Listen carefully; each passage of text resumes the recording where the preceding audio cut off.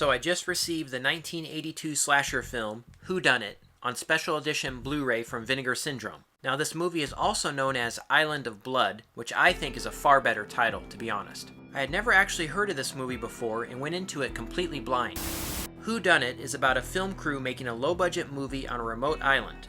Well, it just so happens someone is murdering them one by one according to the lyrics of an annoying song.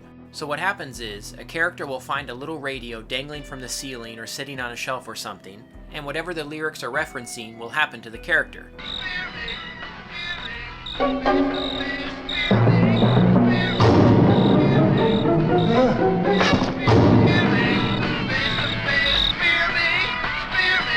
So if it's talking about getting stabbed or boiled or whatever, that's what happens to the character. I mean, it's cheesy as hell, but it's kinda unique, I guess. So the suspects are plentiful, including one who looks like Bon Jovi, and another guy that resembles the Night Stalker serial killer Richard Ramirez. We've also got this character on crutches who apparently is going to act in a movie while crippled. Kinda weird, right? Actually, according to the special features, the actress sprained her ankle just before they started filming this movie, and the director just ended up using her anyway. You would think that they would have included some dialogue explaining her injury, but they just decided to ignore it. Now, one of the things I was confused by was how such a small group of people were going to be able to make a feature-length film. I mean, we just have the director, producer, and a very tiny cast. But partway through the movie, it's explained that the crew will arrive later on, which gives a group of actors a chance to rehearse and study their characters and stuff.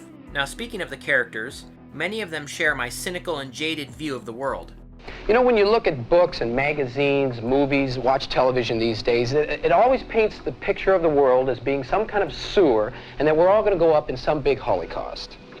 Amen, pal. He's right when he said the world sucks. Heh, well said. And I really love the old caretaker guy. He sounds a lot like me every day complaining about those damn millennials. What have we done that you don't like? So far, just showing up. You tell the others they eat what I put on the table or they don't get nothing. I'm not gonna mess with a bunch of food-picky drug freaks. Whodunit is an interesting little slasher movie. I won't spoil it here, but it actually has a pretty imaginative twist ending. I didn't see it coming, and it was actually pretty cool. Most of the death scenes are solid, with the best being death by nail gun and death by chainsaw.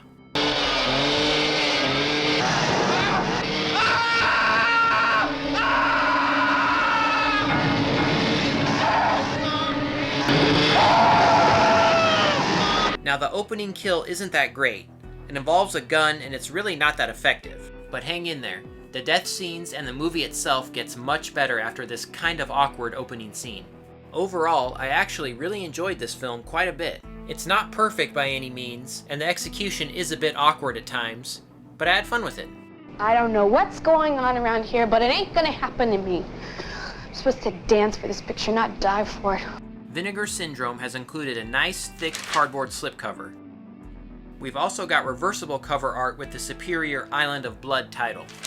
I don't know, I just think it fits a lot better than Whodunit. Picture quality is fantastic, and the gore effects really hold up nicely in high definition. For special features, we've got 4 interviews. One with Terrence Goodman, Jim Piper, Mary Elise Recasner, and editor Harry Riot. They range from 13 to 38 minutes long and have lots of great information. We've also got a trailer and the commentary track with the Hysteria Continues crew. Vinegar Syndrome has given us a solid release of this obscure and forgotten slasher flick. I highly recommend checking it out.